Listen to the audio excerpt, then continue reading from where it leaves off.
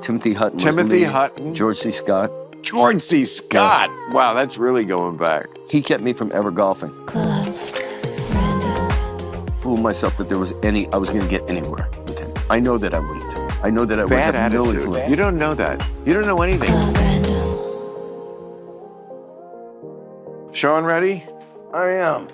Oh. I'm just pouring a drink. Oh, thank God. Can I pour you one? Honey, I'm home, and I hope you have my... Please, look what I did this myself. I won't hurt you.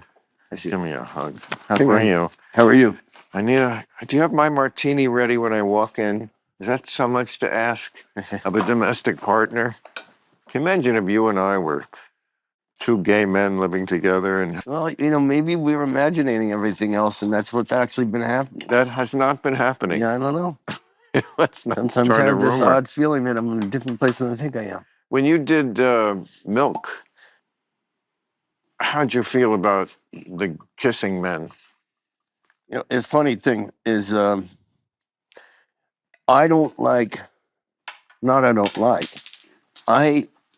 am disgusted by eating off of, even if it was a relative, when anyone, but particularly men, eat off my plate, I'm pretty much done with the meal. I can't touch it. Why would a man be eating off your plate? Oh, your dad's sitting there and he goes, "Oh, what's that? We're gonna bite of that or whatever." I just didn't like the whole idea of men's spit, and so for me, it was a bit of a, it was like in some law, like international law enforcement, narcotics law enforcement, they've got hazard pay that they pay people who go into some of the. So I sort of saw it as like hazard pay without any additional pay, or like a stunt, like a big stunt. But my son was upset at the time. He was young, and I guess things that were said in school. He was upset that his father had kissed James Franco. And my daughter was upset that James Franco had kissed me. And not her. Right. Wow. That's amazing. Things have certainly changed a lot. Oh, yeah. I mean, now you really wouldn't even be able to play the part because you're not actually gay. I wouldn't be permitted. That's right. Because you have to be what you are. Yeah. But, sort of the antithesis of acting, though. Yeah. So you must be over the moon about the Ukrainian attack. I don't know when we're dropping this, probably very soon, but a few days ago they did, it's cooler than Mission Impossible, the drones. To pack them into these trucks, surreptitiously get them near the airfields so that they could then independently, remotely, fly out of the trucks and bomb the planes that are bombing Ukraine. That took the Israeli beeper attack on Hezbollah. And a big chunk of the planes that have been a threat against every other country, including our own, all these years. So he made a... It's about long-range nuclear bombers. Yeah. Yeah. that just blows my mind. Well, I had been in Ukraine again whatever it is, a month ago, let's say, Easter, the week of Easter. And the war had in the last year plus, so dramatically changed. It was clear that it was almost entirely drones and artillery. So where does this put the war? We had been kind of moving toward, honestly, the Trump view, which always was kind of, look, Russia's going to win anyway. What are we killing all these people? It's kind of like the old John Kerry thing. How do you ask a man to be the last man to die for a mistake? I've said from the very beginning, and I've felt every single day since it, that this war is Ukraine will prevail in this war. There's no question in my mind. You mean get back all their territory? Absolutely, the territory pre the 22nd of February, 24th of February, 24th, 22nd. You're talking about the beginning of the war in 2022. Yeah. Okay, well, that's all the territory. Well, Or you might not Crimea. dealing with Crimea is a difficult subject for everybody. Right. But I think, yes, there will be no compromise on the Wow. territory. That's not a common opinion. But I understand it's not a common opinion. It wasn't a common opinion that the Vietnamese were going to kick our ass throughout the Vietnam War either. And you were saying that then, when you were 10? Well, I was processing it through my adulthood and seeing, what is it? What is that hunger that's going to fight like that? And so here, that doesn't mean it's not going to come without a lot of horrible loss and destruction, and already has. And, one of the big parts of the story that is not discussed enough are the 30,000 children that they stole when they occupied those new territories. And now About the have been Russians stole. re-educated. Yeah, kidnapped children. Yeah. Everybody in the United States screams and cries about how children are treated, and yet they somehow have let the political tone of this blind them to the necessity of the U.S. being more supportive. Well, that's not going to happen. That's not what, Trump's going to be there for another. They can do it with or without us. 3.5 years, or maybe ever. So I can't imagine in 3.5 years this war won't have resolved itself somehow. It's going to have to do it without America's help. I hope you're not counting on that. I'm not counting on it, certainly. That's just not where Trump. I think, one of the things is, this could create a one Europe, in a sense, and Europe is definitely showing signs of really coming up to the game. You mean defending? Trump always says NATO was too reliant on America. We paid too much into it. They should be defending themselves more. That's not all wrong. Well, I'm not saying that that's all wrong. No, what I'm saying is that because they're being forced into a pinch this way, because they're clearly not just defending Ukraine on a principle. They understand the ramifications of a Russian victory there, and the way that would inevitably spread through Europe. I don't think that's true. It would not inevitably spread through Europe. Russia is not strong like that. The idea that Russia is going to, I understand his desire. Putin would like to reconstitute the Soviet Union, for sure. Because they're not strong like that it happens. What Putin needs to do is this kind of an action every time he's going down politically. And that's the way he manipulates He doesn't have enough soldiers. He doesn't have enough money. He doesn't have enough materiel. I guess it could be a drone war, but drones are cheap. Drones, it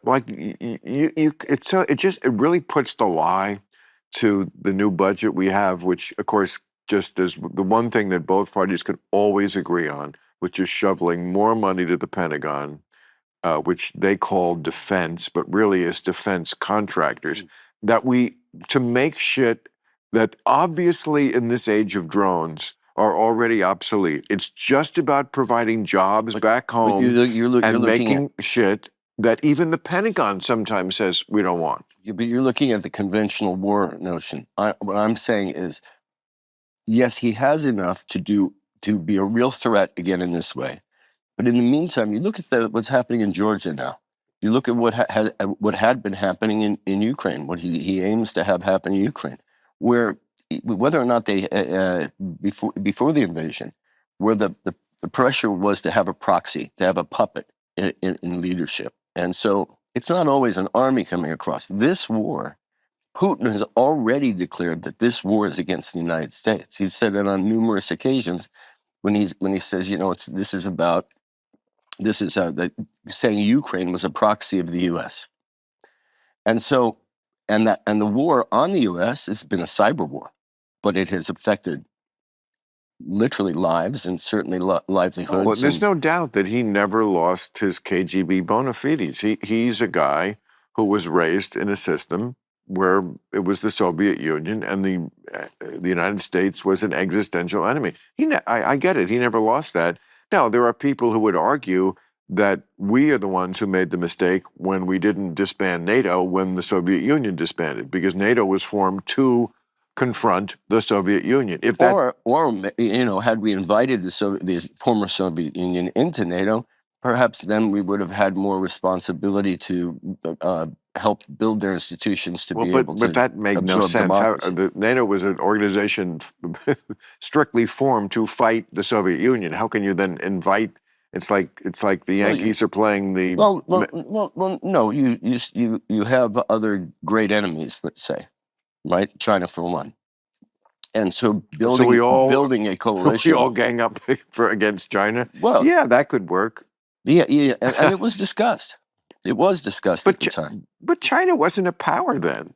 When the Soviet Union rolled up in '91, China wasn't some threat. I mean, it was the country they talked about as, ooh, watch out, they could be the rising power of the next century, which they turned out to be. Well, but they were economically exploding. They were one of the biggest providers, along with the Russians, of weapons to the Vietnamese. We don't have to go back in time and the entire balance of it, but the bottom line was that Russia, while we were dancing, Perestroika and Gorbachev and Reagan and the walls come down, they never got a chance to dance there. The breadlines were longer, and oligarchy and gangsterism took over where the communist power void left off. And so, the middle class also did expand.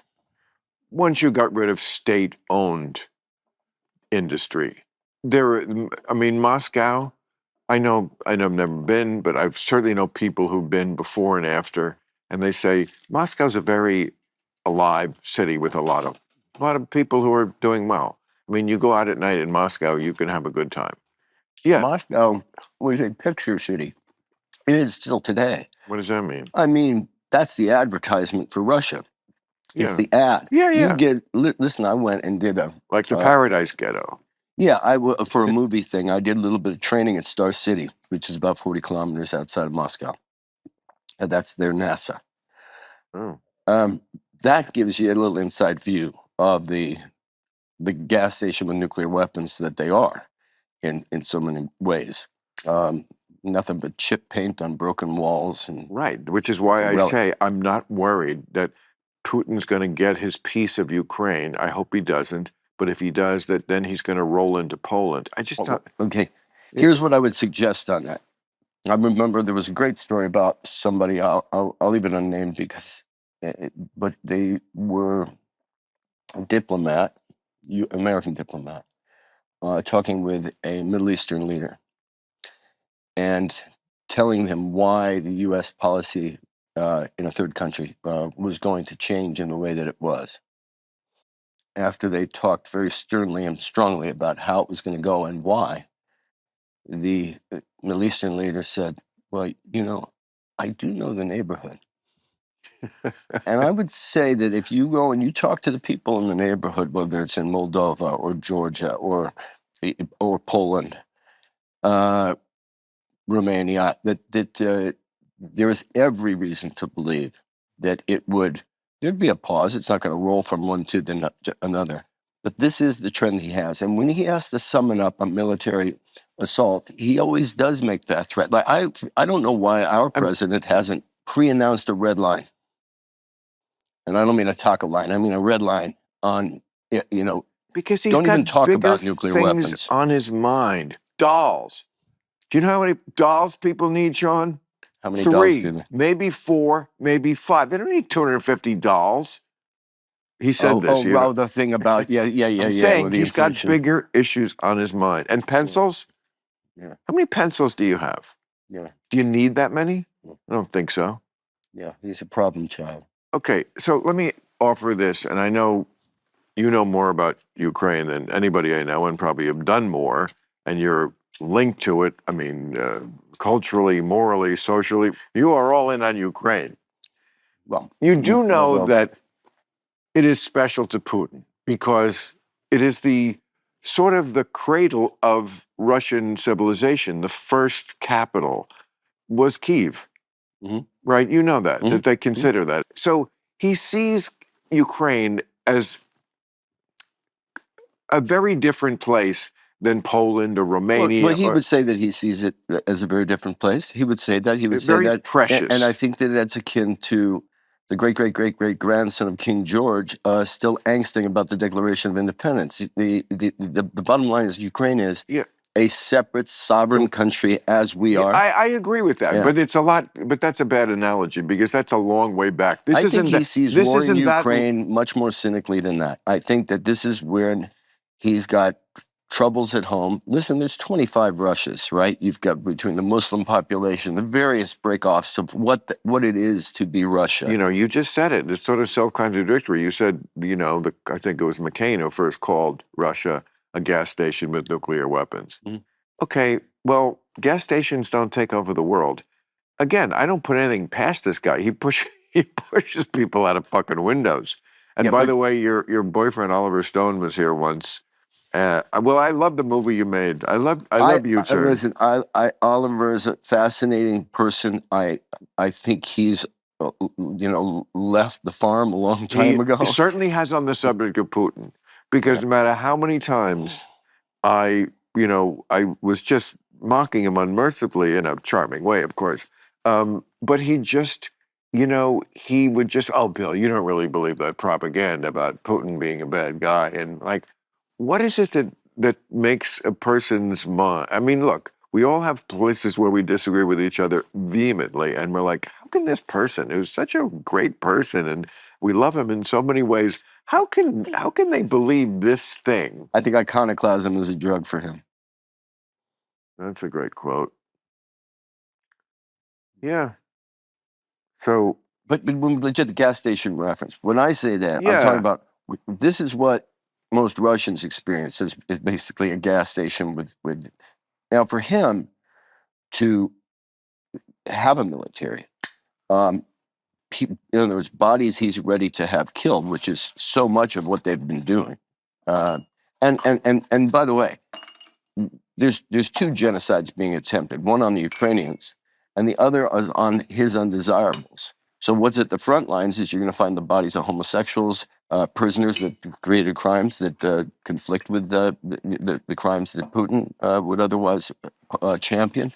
This is and they, just scraping the barrel of those people. So he's purging his country of the things that he doesn't like. You're saying he's killing homosexuals? Yeah.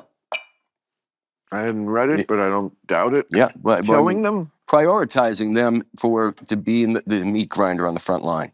Oh, by sending them to Ukraine. Correct. Oh, yeah, that sounds like something he'd do. Yeah. Yeah. And one of his big gripes about the West is wokeness.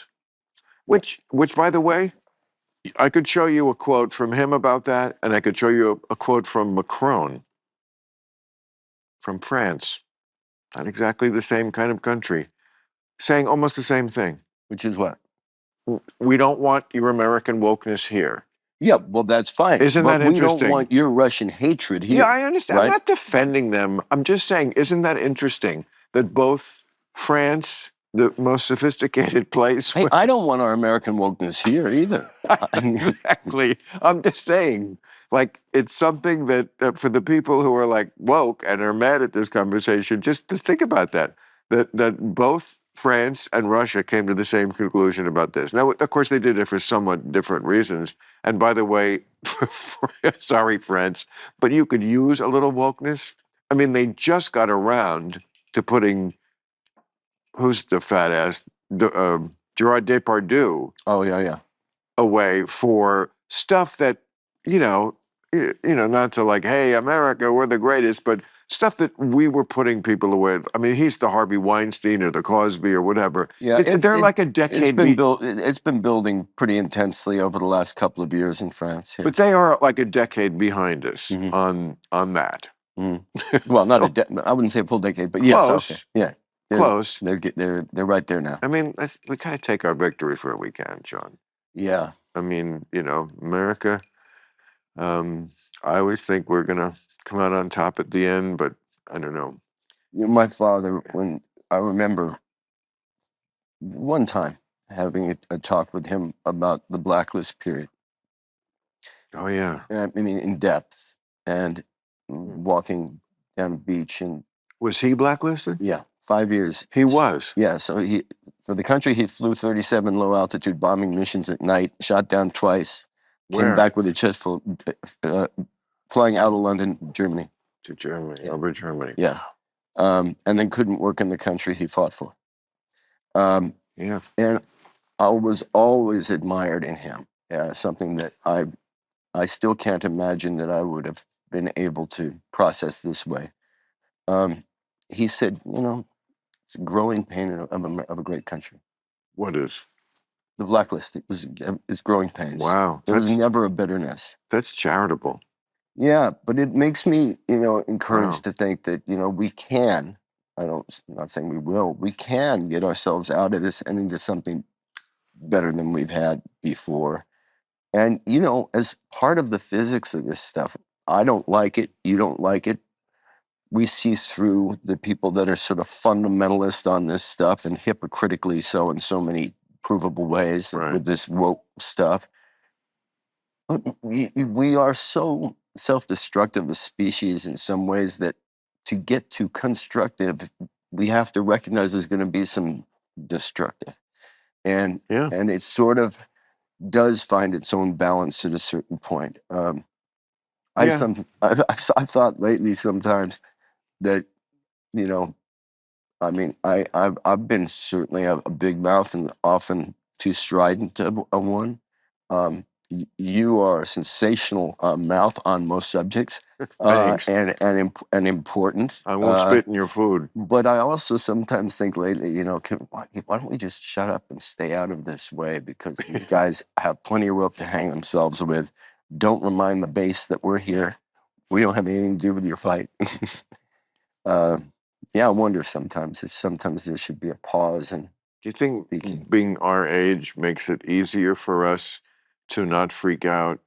Because I feel like the kids are more freaked out. Now, that may just be because that generation is just, angsty about everything. Well, the ones who are engaged are, right? And that I can only imagine is extremely hard, particularly younger. My kids are in their 30s.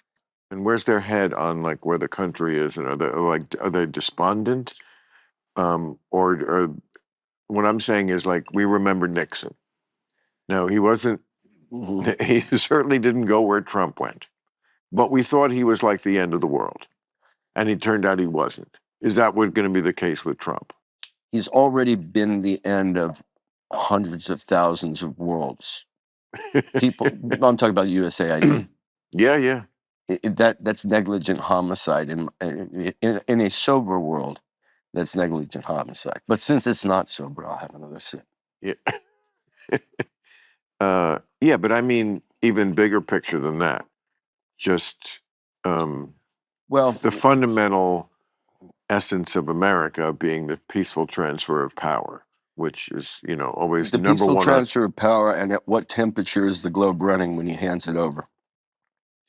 Yeah, I mean, look, I'm certainly a person who believes as much as you do, or any person who can read scientific literature, even for the layman, that we are, doing horrible things environmentally, and it's obviously going to get us at some point. I don't know that one side has really done a lot more than the other.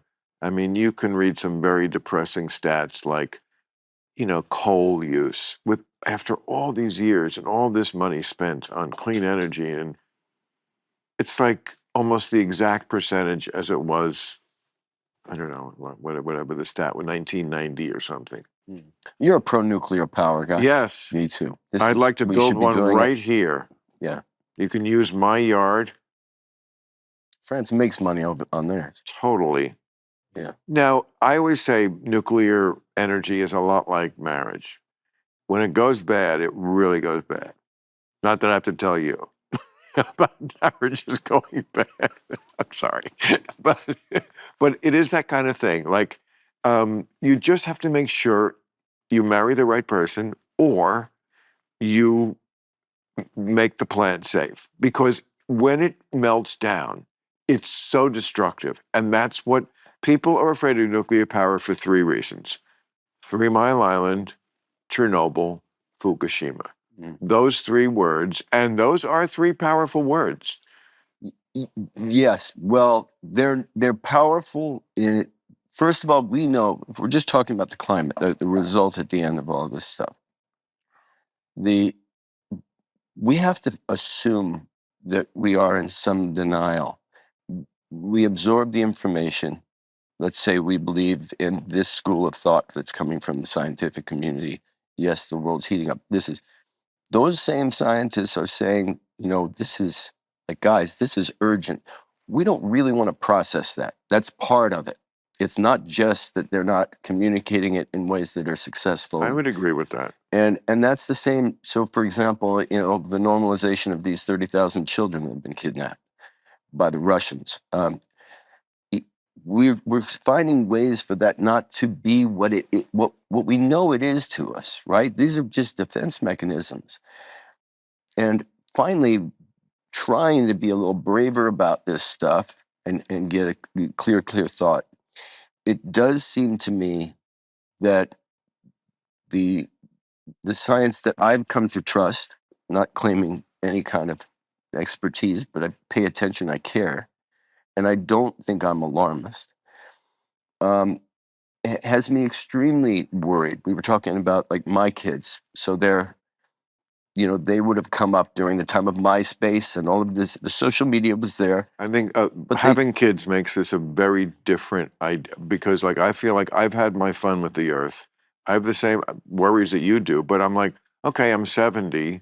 Like, probably it'll be around for about the number of years. I will also be around. But if I had a kid 30, yes, I would be much more in that headspace because now you got to project 50 years. Yeah, but you don't get too comfortable because with the AI, you might be finding the fountain of youth and you're going to live a long, long time in a nuclear holocaust.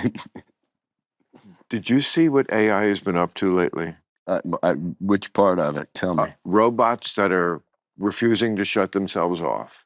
Mm-hmm. I mean, this has gone from only 2 years ago, when I first saw what ChatGPT was, that people had. So that one was programmed by Elon Musk. Well, could have been. To like the robots physically fighting back. You saw that video, right? Mm-hmm. I've seen some of that.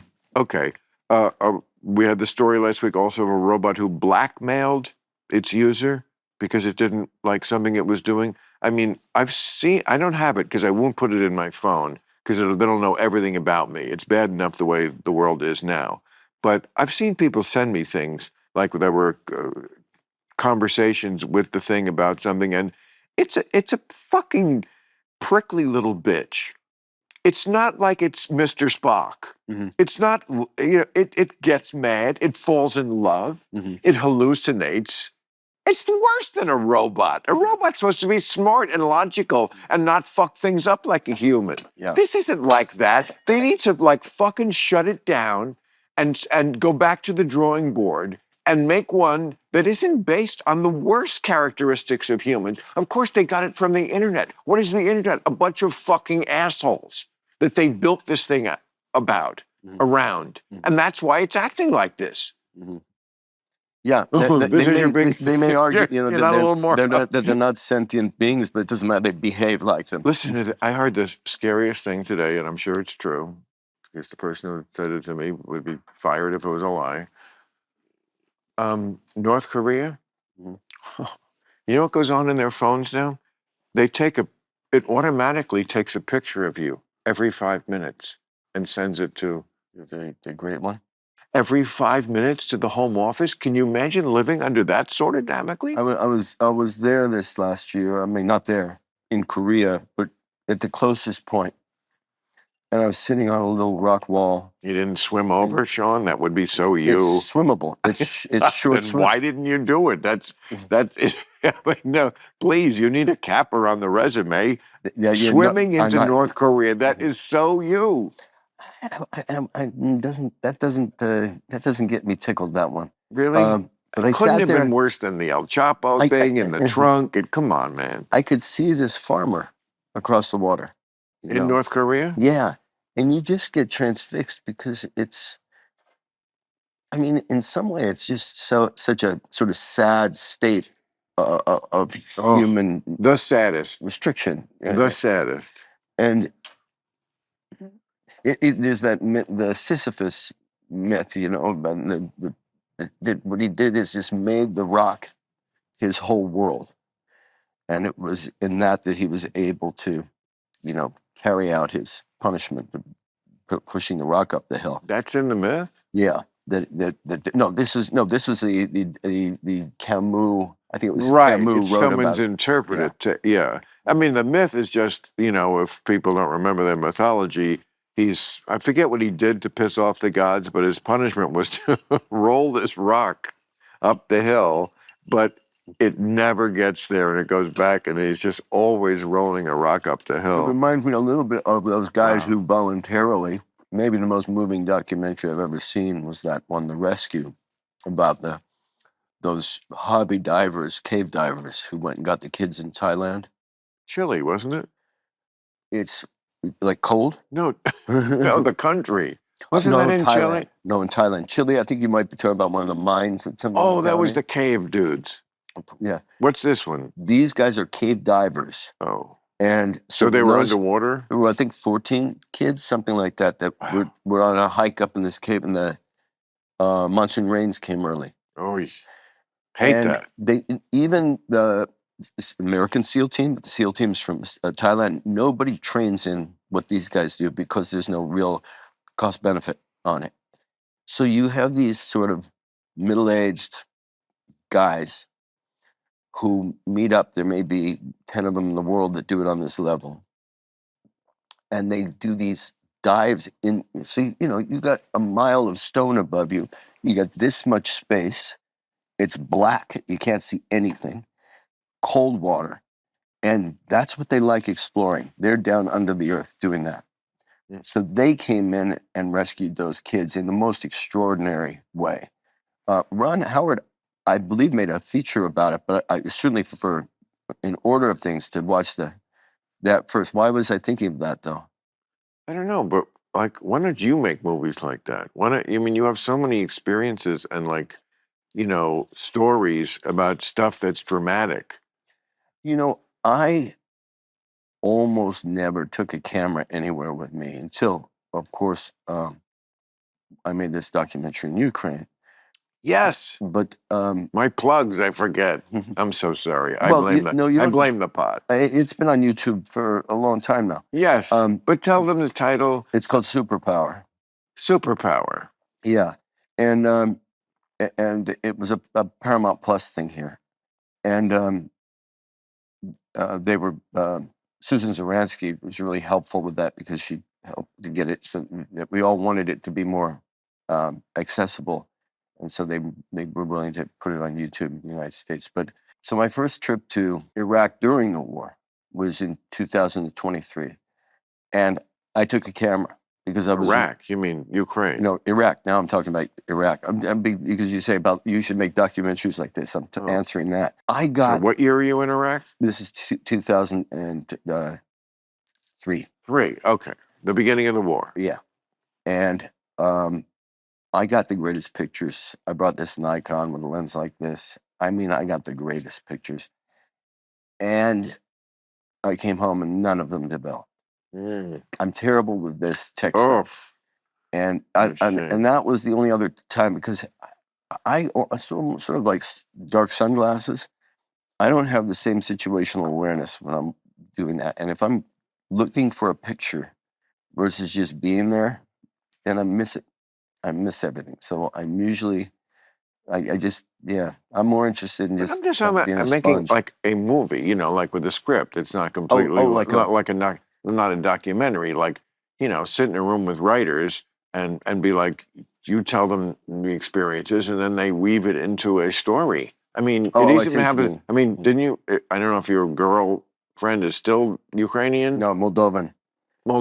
Yeah, were you formerly with someone from? Yes. Yeah. Yeah. You're doing well in the area. I like borscht. So, you've already got a love interest. You've got drama. You've got war. War is always good for, why not make a movie out of it, like a movie? There's plenty of movies like that are, historically based. I mean, I can steal from a lot of things that I witnessed or took part in, in any kind of a movie in little ways and things. I mean, you're not talking about making a movie about Yes, I'm me. talking about you, Yeah, like yeah. like getting in a room with people, telling them your experiences, working on the script with them, and then directing. Why don't you direct anymore? Why don't you direct Well, this? I am. I just written. Like I said, you're directing now. Yeah, I've just written something that I'm going to direct coming up, and it has a lot of currency in terms of what it's about. You're talking. What's it about? Well, it's I'll tell you offline. I don't because I don't want to get ahead of anything, but I'll tell you offline. Oh, I see, offline. Yeah. Okay. Well, now you just reminded me. I see. I designed this so well that I forget myself that I'm online. Again, I blame the putt. But that's right. We're online. So, like the people want to know about you, Sean, not just the politics. You're a beloved American icon, movie star. They want to know how you Well, are. You happy? You can't generalize the people, but the The people that includes people who are either disinterested or loathing. Yes, many people hate you, as many people hate me. Yeah. But to your credit, I mean, you're not afraid to go anywhere. I mean, like you know where you should go? CPAC. I would, if I had a reason to go. If I was making, But let's say, a documentary. if they invited you, Well, I think the first question I would ask is why am I being invited? yeah, that's reasonable. And If people then don't know, CPAC is the every year the big giant. It's conservative, right wing, very right wing yeah, convention. They have everybody who speaks there. Trump has spoken there, of course. He's usually the headliner. But it's Marjorie Taylor Greene. It's Kash Patel. It's Dan Bongino. It's a veritable Woodstock of the mentally impaired every year, and they go through the social conservative agenda and then break down into smaller groups for gay sex, as I recall. But if somebody I would just love to see you at first, and you could make a speech about some things that they would cheer because you're not doctrinaire. And No. there are people, Lindsey Graham is the leader, I think, of that wing of the Republican Party that definitely wants to sanction Russia and wants to go back to, no, we're the Republicans. We hate Russia. Remember? Mm-hmm. Mm-hmm. That wing exists. They're just cowed. They're just afraid because Yeah. Trump will kill them. Yeah, but it is hard to understand how so many of them are so Cowardly? that there's no sense. I almost wonder sometimes if they aren't kind of like rapturists who just really feel that the world's going to end and they're going to Well, they are. and there won't be a legacy Well, yeah, there's a to lot of worry them. about. Well, a lot of them are super duper Christians. We Yeah. know that. And that's exactly what Christians believe, that they will be raptured. Yeah. That's a part of it.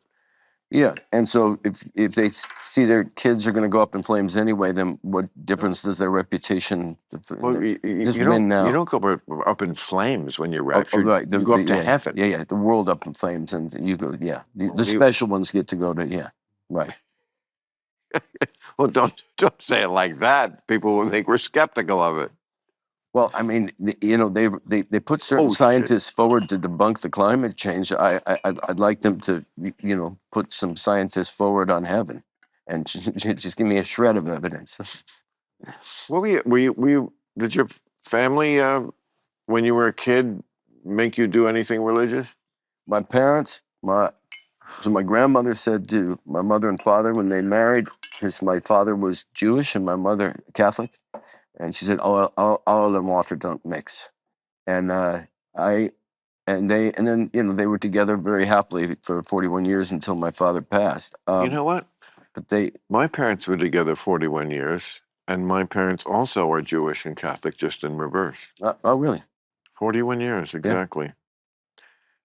So people my stuck kids with it back then. We as kids we weren't. My parents decided. First of all, my father was agnostic, atheist, somewhere in there. And he told you that? Yeah, he told his parents that. I mean, but I mean, like when the kids asked questions. What Yeah. did he say? Yeah. He didn't sugarcoat it. He didn't No, like, and his grandfather, both grandfathers were rabbis. On that, he was an only child, and his parents were very tolerant of his exploring other ways of thinking. And I just always felt like, look, if you say there's a God, it's a punchline. You say there's not a God, it's a punchline. I'm okay with the mystery. I am exactly. loving this place. I said, I love life Me and too. eat it up. And it's a black abyss, or it's, I'd rather it not be, some of the worst things that one can imagine. I Yeah. prefer that not be the case, but all the more reason to have a good time now. How's Haiti doing, by the way? Oh boy, Speaking of places that are trouble, it is. you spent so much Call time me there. a Pollyanna, but I still believe these Haitian people are going to pull themselves out of it. Did you see? You know who's going over there to kick ass and take names? Bukele? No, Eric Prince. Oh, yes, I did see that. What is it? What is the group? Blackwater. Well, formerly Blackwater, yeah. Blackwater. He sounded to me like a Creedence Clearwater Revival. Yeah, well, that's what they're trying to get contracts, and I look, whatever the Haitians decide they want to do, they do, and in some way. But what do you think of that? Blackwater was in Iraq, got in trouble for some shit that they did. Am I wrong? No, you're not wrong. Right, Blackwater, we're talking about private mercenaries. Which itself is an interesting concept that I don't think people realize in Iraq and Afghanistan especially, we outsourced a lot of shit. Huge part of the Pentagon budget was on private contractors. Private contractors. And sometimes I remember they strung one up on the bridge in Fallujah. Yeah, and killed a couple of them that day. And I think that prompted the battle for Fallujah. Yeah. But that was a private contractor. That wasn't a military guy. Yeah, and a lot of private contractors were involved in Abu Ghraib also. In the interrogations. Absolutely, because the CIA didn't want to have their hands dirtied. But I wouldn't use the term mercenary. Well, it depends on how one. But there are within the ranks of any of these organizations, people that were extraordinary soldiers and American soldiers. I'm talking about now, in particular, and because Blackwater's principally American, but I've seen it with South African groups and South American groups also, and there are Colombian contractors working in the fight on behalf of Ukraine. They're people from all over, and God knows Wagner's all over Africa now. Really? Still? Oh yeah. Even after the plane thing? He's gone, but it exists in full. Well, they used to call it the Foreign Legion. Isn't that the same idea? Yeah, well, the French had the Foreign Legion, and then there are international legions. Dudes who want to shoot some people legally, come join us. Those were government organizations. So these are now fully, private companies. But as is running our prison system. They are private companies with tentacles very deep into the government. You think they are they're all ex-military? They are among those who are hired. For example, during Katrina, who's in Blackwater? I slept on the floor next to 40 Blackwater guys during Katrina because somebody from the tobacco industry, someone who was actually a lawyer fighting the tobacco industry, had contracted Blackwater to come in and protect his neighborhood and his office that he thought tobacco was going to break into. So in fact, Chris Kyle was on that floor. Wow. And, like I say, you have these guys, they've done their service. They have many of them with very high skill sets. And now you're getting offered $100,000 a year with no taxes, which beats anything anybody in the military was making, right? Right. So there is an application for some of this stuff sometimes. I think I might have been one of the first people writing about them, was DynCorp in Iraq, because this whole idea of this term contractors, and I asked one of them what they build, and he said elections. Yeah. Or whatever the client is asking. Now, are there bad actors in that? I can't speak for what Eric Prince is. He's I know he's a former SEAL himself. I don't really know enough about Blackwater. I can't either, but I think his sister is Betsy DeVos. Yes, that's right. Former- Education, former okay. Secretary of This is, Education. you know, this is what I hate about America. Like all the people on the left are like, oh my God, you just said two names that are like on the list of people we hate forever. Betsy DeVos. I'm like, I don't know these people. Maybe they are. I'm sure I don't agree with them on a lot of things, but I don't know, and I don't fucking hate anybody because you say I'm supposed to hate them. I'd like to talk to Betsy DeVos. I have a lot of problems with the education department and education in general in this stupid fucking country. And Prince, you know, if you say he's a Navy SEAL, well, he probably did a lot more for this country than a lot of people have ever done, including me. I don't know. Is he also a hard right winger? I'm sure he is. I think That's who they are. I think he's an entrepreneur, from what I can tell. He He might be- comes from money himself. Really? Yeah. Oh. In fact, that was something he was, as I understand it, maybe a little shy about the guys knowing. When he was going Well, through maybe SEAL that training. speaks better for him because it says, you know, he could be snorting coke off some hooker's ass in Monte Carlo, but he's instead Yeah, but I'm shooting not an opposed, Iraqi kid in the But head. I think you got to be No. careful, like with the mercenary thing. Some of these Coke and Monte Carlo guys are okay. I agree. No, I mean, but it is interesting that they're going into Haiti because, I mean, let's be honest. I'm sure the Haitians are the most lovely people in the world, but they, for whatever reason, cannot get their shit together about having a stable country where the gangs don't rule and sending in Eric Prince and his Blackwater Creedence Yeah, it Clearwater depends on Revival what their like rules. tribute band to fuck with them might be Yeah. just what the doctor ordered. Well, Is yeah, that wrong? It depends on the client and how much voice the client has, and if the client ought to be the sovereign government, or rather, in that case, because you don't have a trusted government, but to have some consensus from civil society, from farming co-ops, from people across Haiti, a kind of convention to come up with what the rules of engagement would be, because these are principally, special operators who there's no question but that they can get it done, the job done, and with very few people. Well, there's no question that they could rid Haiti of gangs. There's no question about that. But why? That seems like a very hard job. No, look at El Salvador. Look what he did. He's got an army of 40,000. Well, he did it, not Blackwater. No, I understand. But Haiti is not the same. Haiti doesn't have a but you're saying as long as you suspend basic democratic norms, which is what you kind of have to do. That's what they did. That's why there's got to be some kind of consensus among Haitians about how it's going to be achieved. Also, well, these neighborhoods are packed. It's it's Gaza, right? And how long a period of time? But I do think that there are versions of a kind of a surgical shock and awe, if the Haitians wanted it to happen, that the gangs would back down. And there's a history of that. I almost forgot to remind you about the other people backing down, which is the Russians in Afghanistan. They did run away from Afghanistan. Yeah, they did. And that could happen in Ukraine too. Mm-hmm. They could decide that this is bleeding us too much, mm-hmm. and he's just got to find a face saving out. Right. No, that absolutely could be the end of this, which I would not have guessed even 2 weeks ago. Yeah. And man, I know they've got a lot more sting coming, from what I understand. There's a lot of interesting, really innovative wargaming going on. Oh, really? More Mission Impossible stuff? Yeah, I think this is we're gonna witness something that's going to let's say that all the experts are going to have to be replaced with experts. Have you seen Mission Impossible? I haven't seen the new. Yeah. No. But you want to? Yeah, I do. Me too. He produces an excellent picture. I love that you said that. Yeah. Exactly. We're not snobs. Oh no, we're Tom Cruise in Mission or Maverick. I'm right. All in. Yeah. Or anything.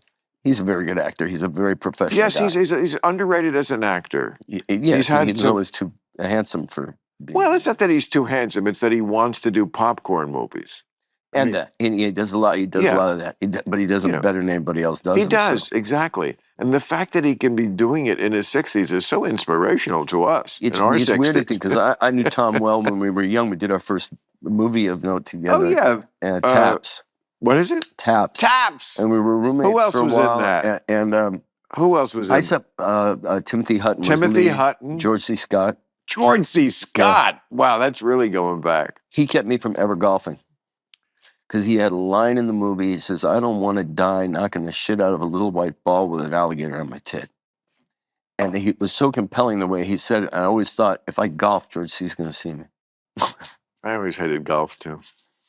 Yeah. It was just like, I don't know. I always felt like it was giving up.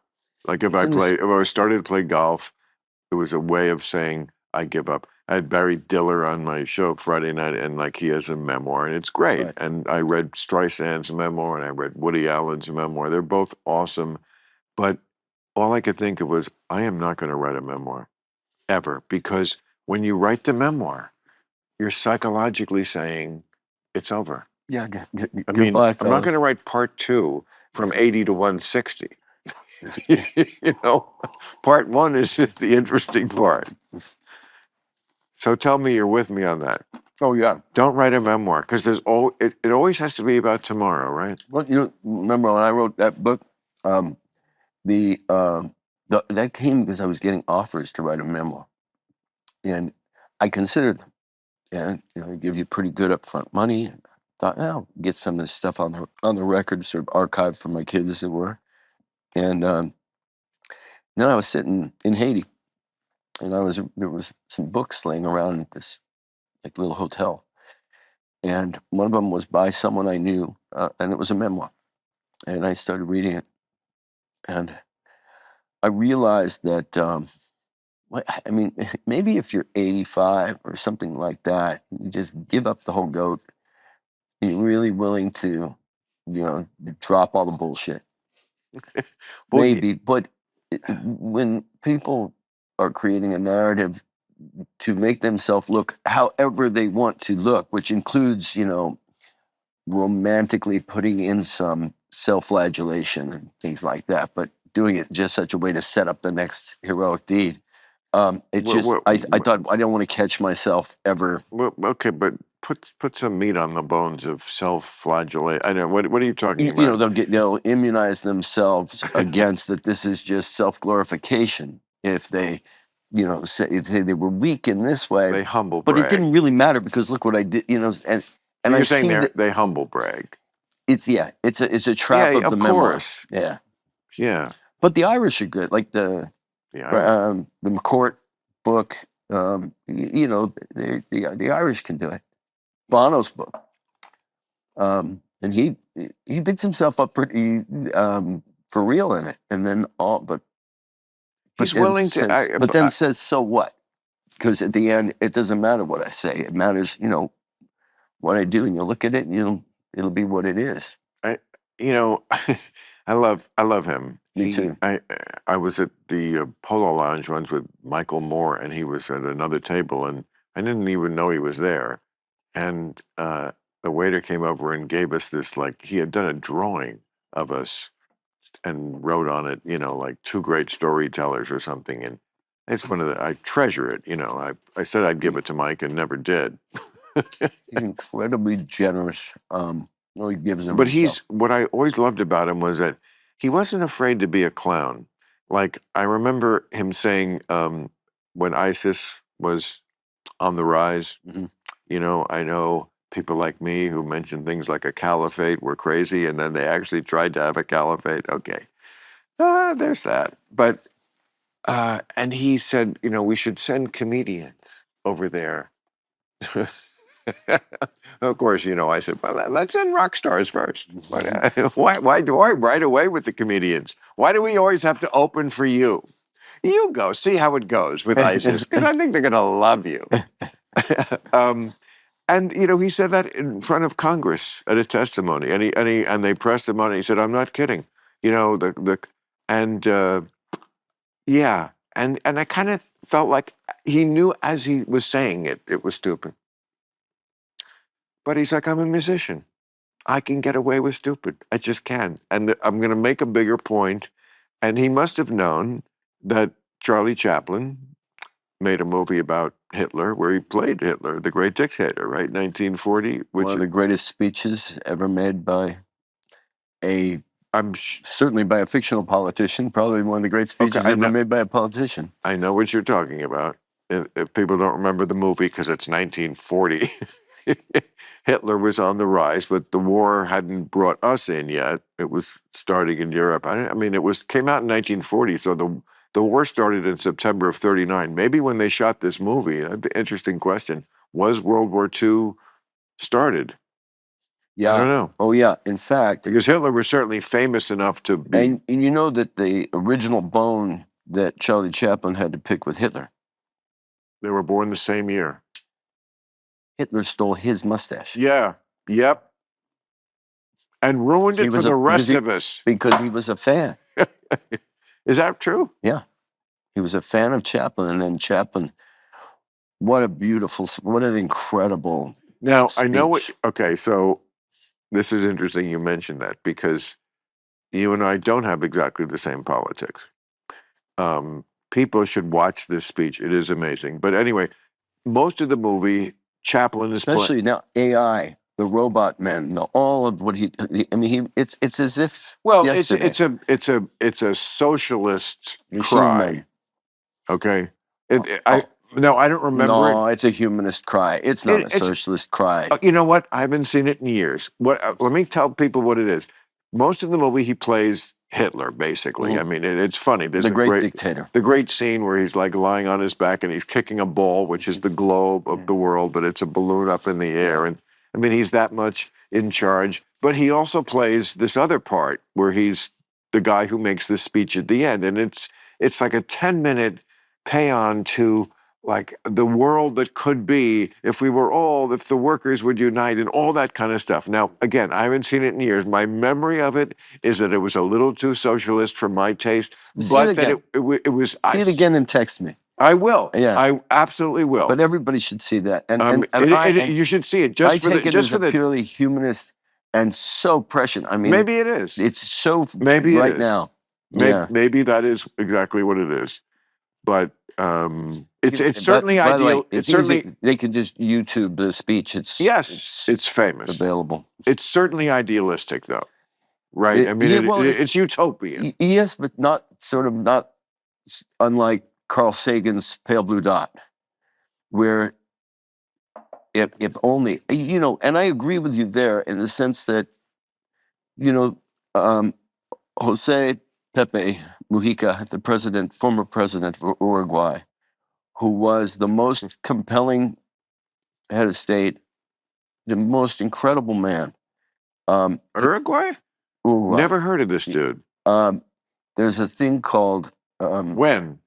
So he died a few weeks ago, but he was. I got to know him through working on behalf of Haiti in partnership with Uruguay. You have every South American leader on speed dial. I know you do. But what he said. I don't know why you do. One of the things he says in this the Human Project is portraits of different people from different walks of life. In his case, a former head of state or president at the time, and he is interviewed for about 20 minutes and. These are great. It's a great show, The Human Project, and Mujica is talking at one point about this idea that we have it drummed into us worldwide that if we don't study history, it's bound to repeat itself, and he doesn't believe that because, and he really put our words to something that I've always felt. He says that he says in the first person, I don't idealize human beings like this. We will stub our toe on the same pebble 30 times. We only ultimately learn anything from our own experience.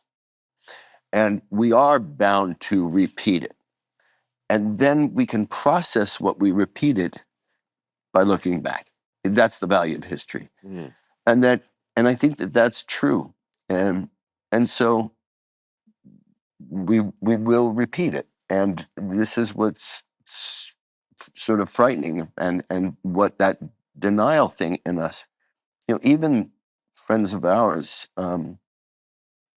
there's moments I've had like this where, you just feel that this moment is the thing, screaming that this is the moment. Other times you say it's going to heal, it's going to be okay. And somewhere in between is, we don't know, but we have to be proactive about it, right? Whether it's climate or it's and Mujica really talks about it with such great articulation. It's he was like a poet of political thought.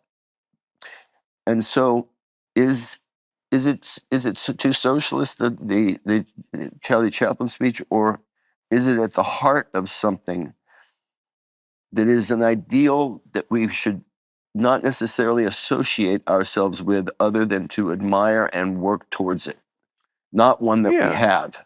Yeah. And yes, so if you Okay. let the practical get involved in a lot of things that people would call socialist and things like that, I am practical. I am practical enough to know that I believe we are not past the moment where we need to manufacture weapons. Well, that's not idealistic, You're right. right?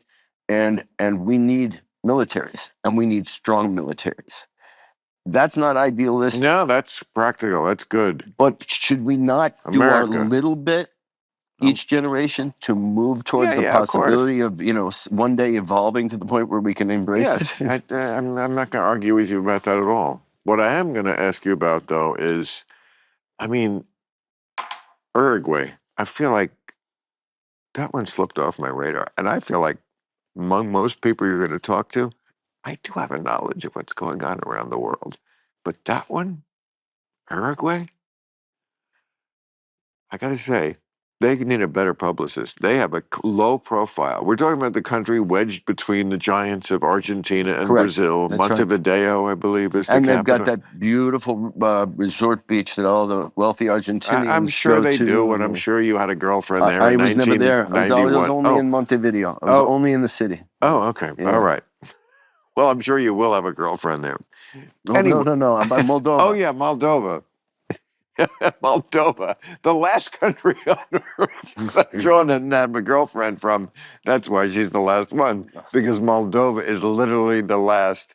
After that, it's just like the Vanuatu. Very famous for It's just an island in the Pacific that's wine disappearing. drinkers. What? It's very famous for wine drinkers. It has Moldova? it has a huge catacomb. Isn't Moldova really Romania? No, Moldova's Moldova, but they speak Romanian.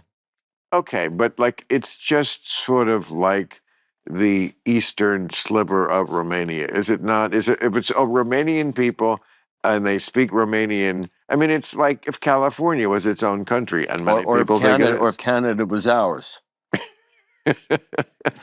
Yeah, you didn't see that coming. You got to admit that, did you? With Trump? Only, and I said, and I still do say to myself aloud every day, whatever you don't expect, it's happening. But you do, I hope, think I did the right thing to have dinner with him. I think having dinner with him was absolutely. You're so smart. You go there and look. It's this is the president of the United States. Whether we like it or not doesn't matter. And we have no and I think power. there's a lot of reasons. I was speculating that that would be good for you to do that. I think that when you talked about it on the show, that I would have preferred that I saw his mission or his will to have the dinner. I wish I would have seen it as less successful, because you're so smart on. Well, it was less successful because Policy. I never stopped saying all the things I've always said about him. It would have been successful if he had somehow seduced me into supporting him. Well, maybe. So it wasn't maybe successful. more brevity. You know what? He treated me fine. That's that. And now on. Maybe more. Maybe I would have done some editing. But I absolutely listen. No, you're just being the only reason I wouldn't. I have not been invited. The only reason I would not accept an invitation is because I see no it's a long flight. And I see no. Really? You'll meet with fucking I don't think that I Castro would. and Hugo Chavez, but not the president of the United States? Yeah, I saw good results come out of some of those things in terms of You do realize agendas the that I had. I don't think that there's anything that I would. I just personally know wouldn't trust anything that was said in the room, including the personality. it's not a matter of trusting it. It's a matter of seeing it, matter of experiencing, matter of knowing it. Yeah, it's an More interesting. knowledge. It's like saying I don't want this medical test because I don't want to know. I want to know. Yeah, I fair want enough. to. Okay. Fair enough. So yeah, I mean, I have some good friends that are. I said this many times within the close to me. piece when I did it that like it's up to. I'm just giving you the report. It's up to you to make the decision. Who do you think is the real guy? I'm telling you, there's a very different guy behind closed doors in a different setting. Now, or what capable of performatively yes. being that. Yeah. Well, one of the either. Well, my my friends who believe in astrology would say he's a Gemini. Of course, there's two of them. Okay, that's one way to look at it. Other people will say, well, the real guy is the guy you met, and he's playing this clown on TV. And other people will say the reverse. He's a well. I mean, it seems harder to do the reverse. I mean, can you really pretend to be sane? You can pretend to be insane. I think it's harder to pretend to be sane, to be measured and like all the things I said, which is just what happened. Mhm. So again, there's three parts of this. Would you go to the dinner? I think you're crazy not to want to see up close the person who's this important in everybody's lives for the last decade. I Two, are you completely going? understand that. Two, are you going to lie about it? I'm sorry, I'm not a liar. I don't lie, so I told the truth. And then three, do I go back to doing what I always did? Yes, I did. Yeah, but you could have told more truth, or you could have told less truth. I told I'm a just lot of saying, truth. I told everything. I would have enjoyed a little more brevity on that. But I absolutely understand the But dinner that's just arguments. emotional. You were just triggered. It's possible. It's possible. It's true that. But I for would some like to. reason, this particular president triggers me rather often. Exactly. He makes people crazy, but he's not making me crazy. But so you really wouldn't go? No, I don't. I'm not saying I think You should I think go. I wouldn't, because let me put it this way: what I know I would not do. Especially, he's very. I would not go. Let's say, so for example, when we talk about this very different president of Uruguay, um, there were things that Uruguay had models of in development that could be very helpful to Haiti, and I went to see if we could get some training from them, and so on and so forth, which we did. And whereas if I were, let's say, representing a cause célèbre, say it was Ukraine, say it was whatever it was, I would not fool myself that I was going to get anywhere with him. I know that I wouldn't. I know that I would have no influence. Bad attitude. You don't know that. You don't know anything. He's a guy who frequently seems to go by what the last thing he heard was. He's I'll tell you this about Donald Trump, and you don't know it because you don't go to dinners. It's all about. I didn't go to dinner with President Trump. That's true. You should. It's all about personal relationships. I've not been invited. Okay, I will get you an invite. He's a star fucker in a way. I bet you he would like to meet you. And you would have a. Yeah, he'll see the show. He says, if I see him, they're going to call me a star fucker. I don't think he watches the podcast. He does watch the show. He's a faithful viewer. He's got people that do his thing. Dan Bongino would be knocking on your door if you didn't go to dinner. That's not why I did it. And it could work out the other way. You don't know. He's very unpredictable. Look, there are, let me simplifying it. Well, I would say the two kinds of Republicans, pro-Trump in the sense that they voted for him. Right. There are those who are believers, and there are those who believe that the Democrats are crazy and will destroy the country. And therefore, they will be mercenary. Correct. And they will take a nuclear weapon like Donald Trump if necessary. Correct. They would rather nullify democracy. It's very much like we had to destroy the village to save the village. Yeah. We will nullify democracy to save democracy. Yeah. So that first group who just believes in him, I would say, frustrates me more about them. Frustrates me in terms of education. Frustrates me in terms of claiming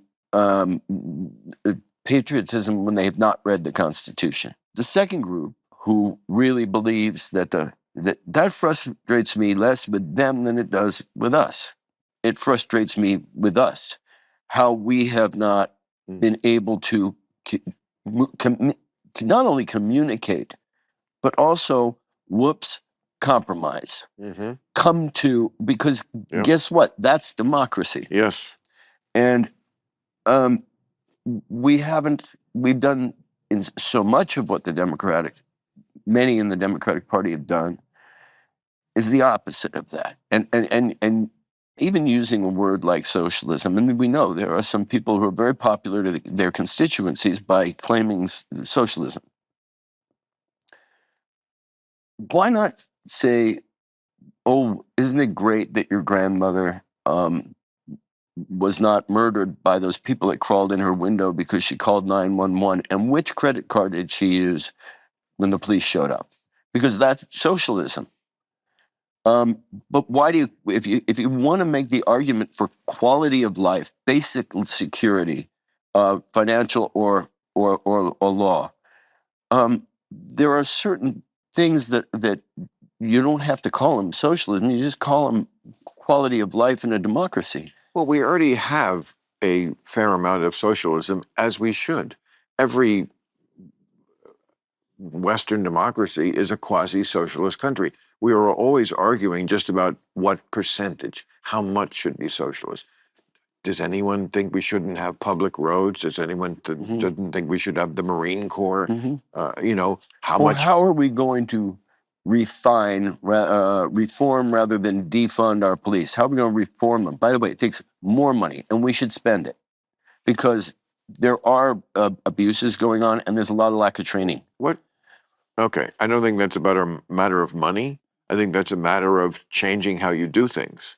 Why is that? What's the money going to do? Well, I was thinking money because I was suddenly going to social medicine, and I was thinking, yes, I agree that if we just went to social medicine, it would be a fiasco because government has not proven itself able to handle that sort of thing. However, if you go into reforming the institution and socialized medicine, that's the kind of thing that I don't understand how we can think. And what are we, the only place I've traveled in the Western countries lately that doesn't take care of their citizens that way.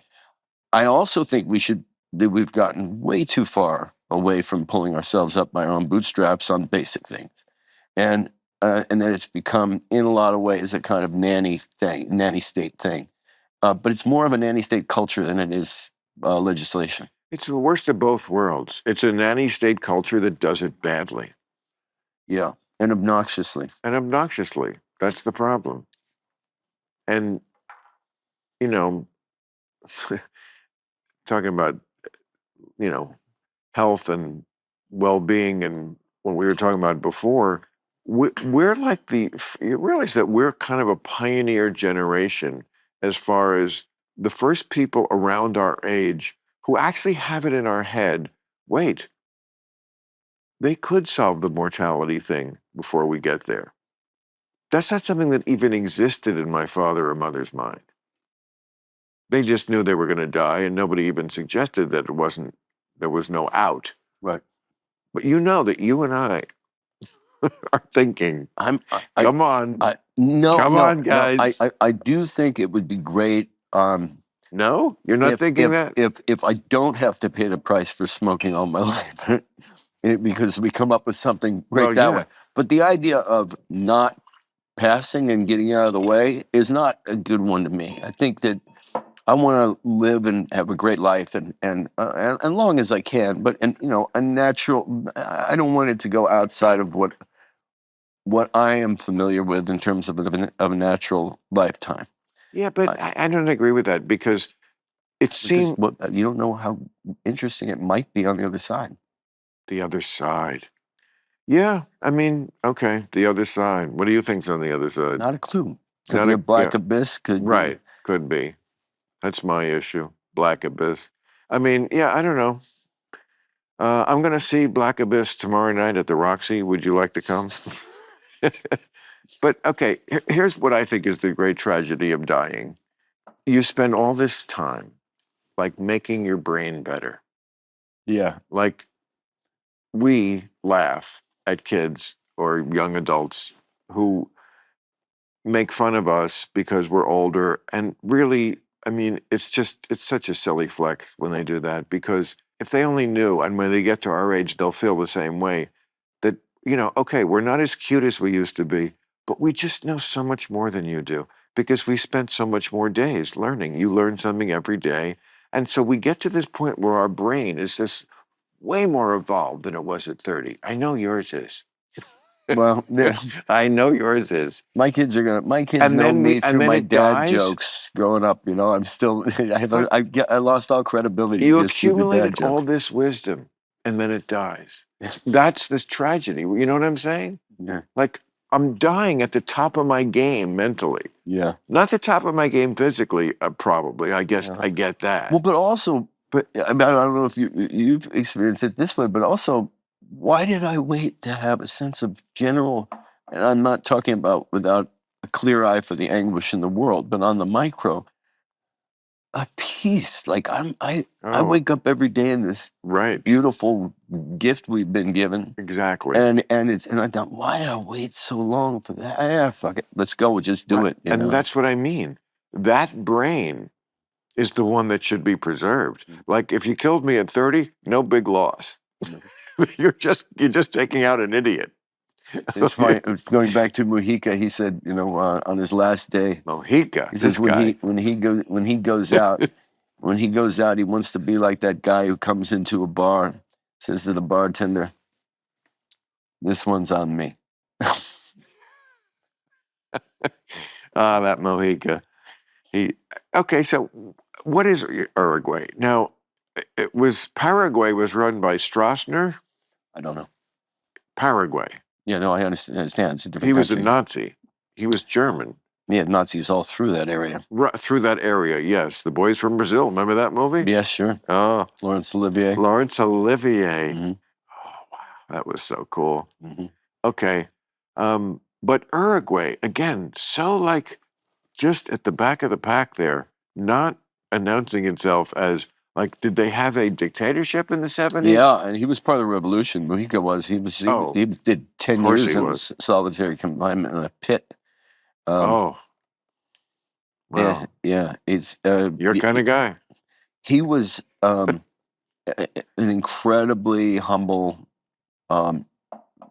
lovely guy, and he let me smoke in their equivalent of the Oval Office. So of course I'm biased, but he never lived there. He lived in a dilapidated farm that his wife owned, about Why? 40 clicks out.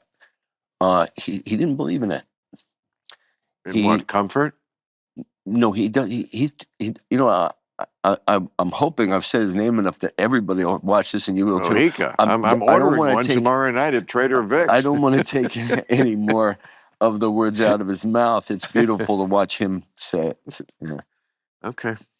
All right. Well, look, they told me you only had this amount of time, so I could dog you all night, and I'm pretty fucking high now. So you let. But if you have to go, I understand. What time is it? It's 7:09. There are lives to be saved. Yeah, there are boats to be rowed. I've got there are a core group meeting at the house. A core. That's right. There are vaccines to be given. There are dictators to be toppled. There are other dictators to be.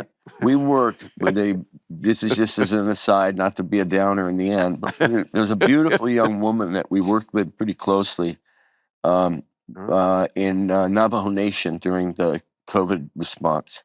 And yeah, your group did the reservations, right? We did, and we did it with a great partner that we've done a lot of work with, Jose Andres' World Central Kitchen. On the Navajo thing, I have played many Indian casinos, including the Mohegan Sun. And I thought you were going to say, I went back to like Gunsmoke and I saw you playing an Indian in my head. You said I was playing Indian casinos. I think you couldn't do that today. why don't you do a Western? It'd be Why great don't to you do a do Western. a fucking Western? It'd be great to do a Western. It would be. Yeah. Westerns are great. Yeah. I mean, I just watched Sergio Leone's Once Upon a Time in the West. Yeah. You know it? Yeah, of course. What a work. Well, he was a slamming director. I mean, he was so inventive and, you know, even, and the people that he, like Ennio Morricone, who wrote, for me, what the most score. Yeah. Right? And he did it in such an eccentric way that had never been done in a Western before. And all of those things were revolutionary. Morricone wrote there's a piece of Gabriel's Oboe that's not in that, but it's, I think, the most beautiful piece of music. The score for Once Upon a Time in America, his other one. Yeah, he was great. All right, thank you for coming. You bet, and thank you. You're wearing a patched up sneaker? Clean. Got three. These are out of the wash, but all my stuff I do a lot of woodwork and epoxy work. Got like 3 Oscars. It's so Am I helping you, John? No.